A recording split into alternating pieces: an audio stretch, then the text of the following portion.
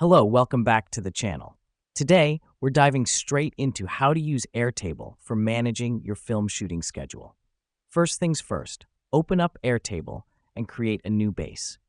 This is essentially your workspace for managing your film schedule. This is crucial because each base is like a mini database that keeps all related information in one place, making it easier for you to stay organized. Now that we've done that, it's time to create a table for every vital aspect of your film project. You might want to have separate tables for scenes, characters, locations, and equipment.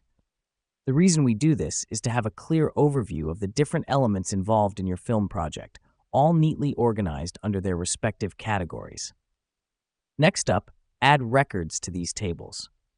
Think of each record as a row in your table. For instance, under the Scenes table, each scene in your film would be a separate record. This helps us because it allows us to break down large chunks of information into manageable bits, giving us a granular view of our project. Now let's move on to linking records. You see, in Airtable, you can connect related records across different tables. For example, you might link a scene record to the characters appearing in that scene. This is extremely helpful as it allows all connected information to be easily accessible from a single place, making your project management more efficient. Finally, let's talk about calendar views. Airtable allows you to visualize your records in a calendar format. All you need to do is create a date field in your table and then switch to the calendar view.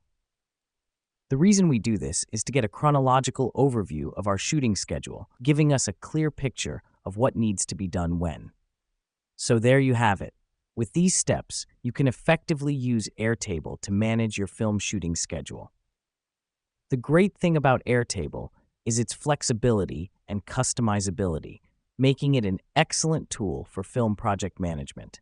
And with that, we've come to the end of this tutorial. Now go ahead, give it a try, and take your film project management to the next level with Airtable. Thanks for tuning in, and don't forget to check back for more practical guides.